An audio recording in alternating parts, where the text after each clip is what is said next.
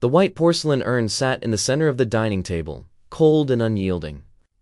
Atticus stared at it, his hands wrapped tightly around a glass of water, just to keep them from shaking. The funeral was over. The cremation was complete. The house that had once belonged to three men, Atticus, his twin brother Adrian, and their lifelong best friend Marcus, now felt like a tomb. For the past year, the three of them had lived under this roof, pouring every waking hour and every cent of their savings into launching a tech-logistic startup. They were on the precipice of securing their first major round of international funding. Then, a week ago, Adrian's heart simply stopped. The paramedics called it a tragic, sudden cardiac arrest. Congenital, maybe? A silent killer. Marcus had been the one to find him in the kitchen at 3:14 a.m., screaming into the phone for help while trying to administer chest compressions. At the service today, Marcus had been inconsolable, his arm locked around Atticus's shoulders, whispering that they would finish the company together for Adrian's sake. "Bro, you haven't eaten all day. You need to eat something." Atticus's breath hitched. The voice didn't travel through the air. It vibrated directly inside the marrow of his bones. Sharp, ethereal, identical to his own. He looked up. Sitting across from him in the exact chair Marcus had occupied during their late-night business strategy sessions was Adrian. He didn't look like a solid person, nor a floating phantom. He looked like an image projected onto a curtain of smoke, his features sharp but faintly translucent. "Adrian?" Atticus's voice tore from his throat, a ragged, desperate sob. He lunged across the table, his fingers reaching out for his twin's hand. "Atticus, wait." The moment Atticus's hand passed through the space where Adrian's wrist should have been, a violent sub-zero shockwave slammed through his body. The air in Atticus's lungs instantly vanished, turning to a plume of white frost in the middle of the room. A dark, mottled purple bruise rapidly bloomed across Atticus's knuckles. The heat forcefully violently sucked from his blood. Atticus gasped, reeling backward, his heart skipping 3 erratic beats before hammering against his ribs. Across the table, Adrian's form violently shuddered, drawing the stolen energy inside himself. For a single heartbeat, the translucent quality vanished. Adrian looked entirely, terrifyingly solid. "I tried to warn you," Adrian whispered, his voice echoing inside Atticus's skull. "While I was in that casket, I was trapped, heavy, blind. But the moment the fire turned my body to ash, I was free. I had to come back." "You're still sleeping in the same house with him, Atticus." Atticus cradled his freezing, bruised hand against his chest, his eyes wide with a mixture of terror and profound shock. "With Marcus? What are you talking about? It was a heart attack. The coroner signed off on it." "It was an execution," Adrian snapped, the ambient temperature in the dining room plummeting another fraction of a degree as his fury spiked. "Marcus didn't want to share the equity. Found a cardiac-mimicking toxin on the dark web. He slipped it into my drink while we were compiling the financial code." I choked Atticus. I fell to the floor, paralyzed, staring right at him while my heart tore itself apart. And Marcus just stood there, watching his watch, waiting for the timer to run out before he called 911. The words dismantled the last remaining fragments of Atticus's sanity. Marcus. The man sleeping in the bedroom down the hall. The man who had just wept on his shoulder at the cemetery. A volatile, blinding rage exploded in Atticus's chest. He kicked his chair backward, his wild eyes scanning the room for anything to weaponize. "I'll kill him. I'll walk into his room right now and rip his throat out." "You won't make it past the doorway," Adrian commanded, using a fraction of the siphoned energy to project an invisible wall of pressure that made Atticus stumble back. "Look at your hand. Look at what my presence does to you. If you attack him with no proof, the law will protect a cold, calculating murderer and lock you away from life. He wins completely." Atticus dropped to his knees on the floor, tears of raw, helpless fury burning hot against his freezing cheeks. "Then what do we do? We can't just let him live here. Can't let him take the company." Adrian leaned over the table, his spectral eyes darkening into twin pools of absolute vengeance. "We don't need a weapon, brother. We have his mind," Adrian whispered. "Marcus knows me. He knows how I move, how I talk, how I think. We're going to turn this house into his execution chamber. But you have to survive me to do it. By Tuesday, the triple-occupancy house had become a psychological pressure cooker. To Marcus, nothing had outwardly changed, save for the fact that Atticus looked like a walking corpse. Atticus stood before the bathroom mirror, wiping a thin trail of dark red blood from his nose. Every time Adrian spoke to him, every time they coordinated their movements, the supernatural drain took its pound of flesh. The purple lacing from the phantom bruise had extended past his wrist, creeping up his forearm like frozen veins. His skin was paper white, his chest perpetually tight. "You're pushing too hard," Adrian's reflection warned from the glass. "We don't have time to be gentle," Atticus rasped back, his voice hollow.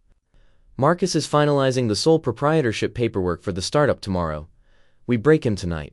The strategy was silent, systematic psychological warfare. Because Adrian was a ghost, he couldn't touch the physical world easily, but he knew Marcus's triggers. Later that evening, the three partners were in the home office. Marcus was tapping away at his laptop, a glass of whiskey sitting by his elbow. Atticus sat across from him, staring in dead silence, feeding the dark engine of his hatred to give his brother a line of power. Suddenly, a sudden drop in temperature hit the room.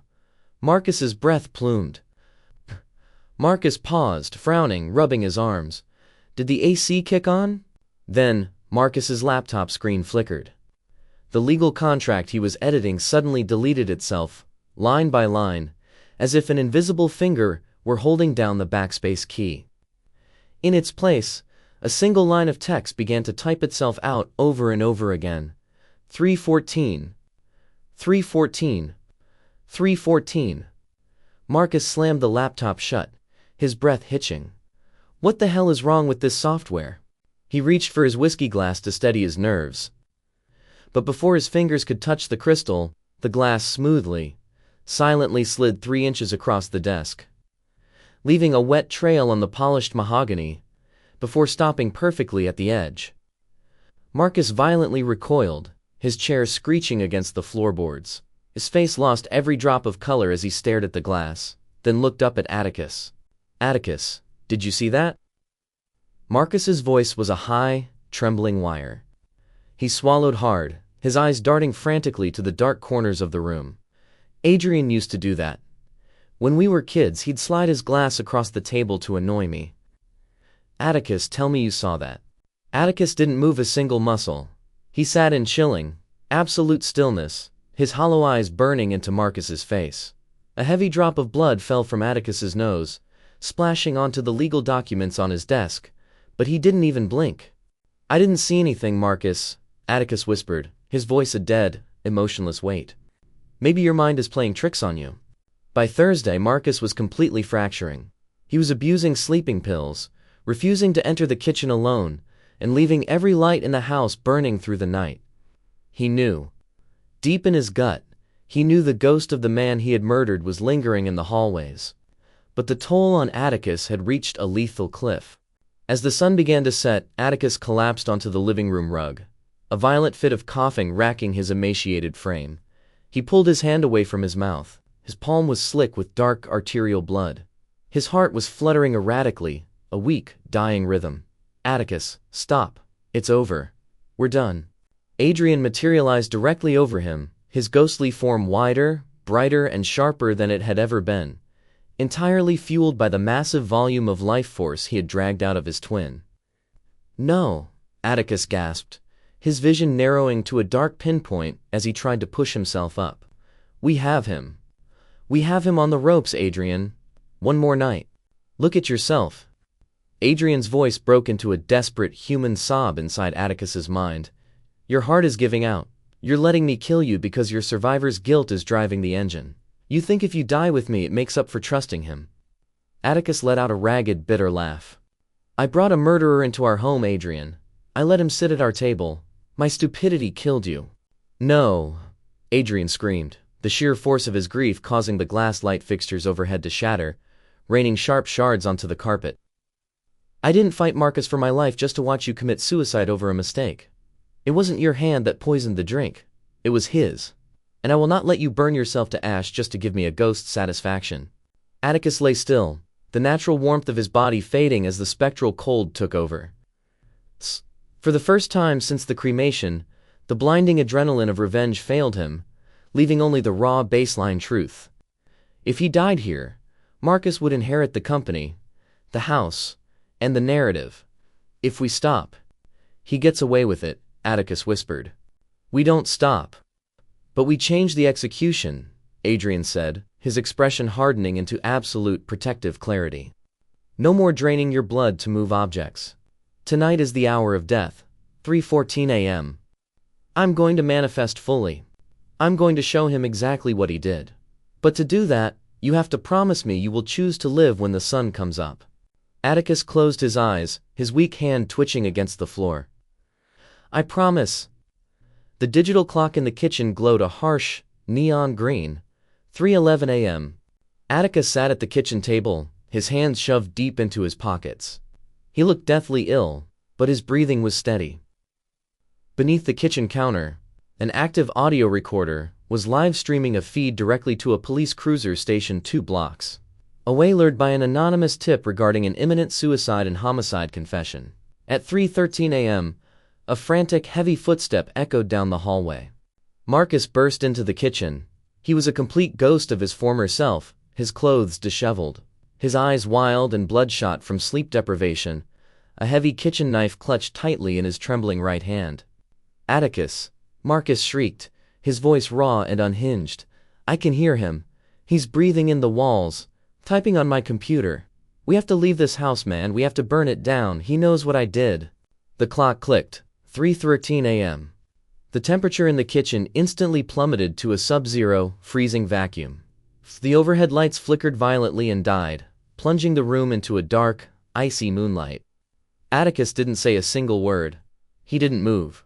He just sat in chilling, absolute silence, staring directly past Marcus's shoulder. Marcus froze, his teeth chattering uncontrollably from the sudden, unnatural cold. A terrible, instinctual dread made him slowly turn around. Standing by the kitchen counter was Adrian. He wasn't a shadow or a reflection this time. Fueled by the final, concentrated surge of the hour of death, Adrian manifested with terrifying, vivid clarity. Marcus's chest heaved. He knew that face, those eyes, that posture. It was the man he had murdered. In total, dead silence, Adrian began to replay his own death. Moving like a phantom actor in a theater of sin, Adrian reached out a translucent hand, lifted an invisible glass, and brought it to his lips. He took a sip. Marcus screamed, a high, guttural sound of pure terror, dropping his knife onto the floor. No, no, please. I had to do it. The company was mine. Adrian ignored him. He suddenly dropped the invisible glass, his hands flying to his own throat.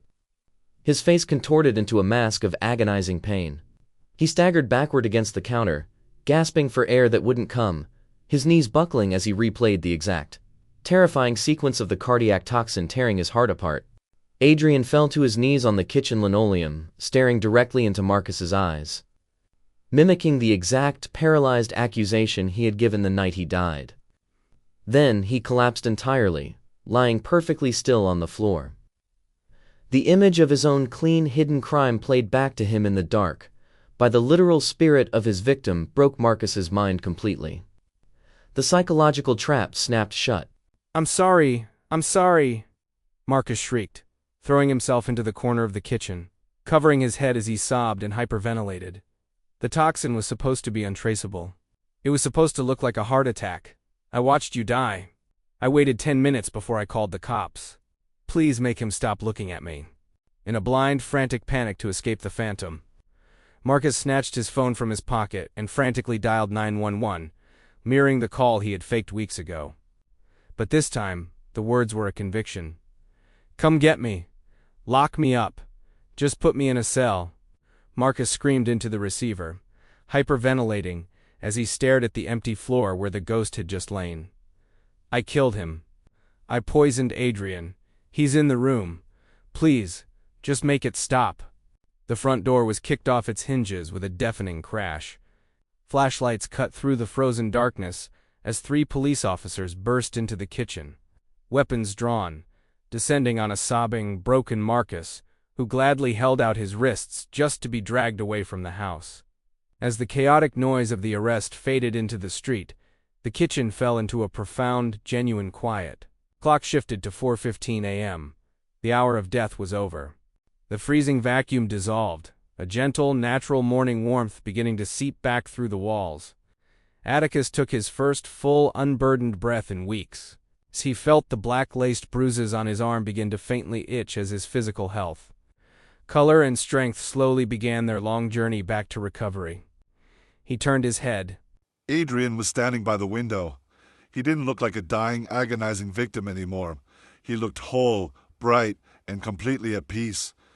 He looked at Atticus and smiled, a genuine, warm expression they hadn't shared since they were just two brothers starting a dream.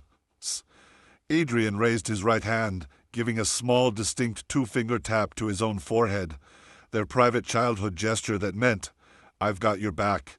"Thank you, brother," Adrian's voice echoed, soft, warm, and distant, like a beautiful memory fading into the dawn. "Now live your life." Atticus felt a single, warm tear trace down his cheek, but the suffocating weight of guilt was entirely gone. He raised his hand and mirrored the gesture back. "Goodbye, Adrian." The spectral light softened, thinning into the morning air until it was nothing more than dust motes dancing in the first golden rays of the sun. Atticus stood alone in the quiet kitchen, looking out at the horizon, finally free to live. That's it for today's video. Thanks for tuning in. Smash that like, drop a comment with your thoughts, and subscribe for more awesome content coming your way.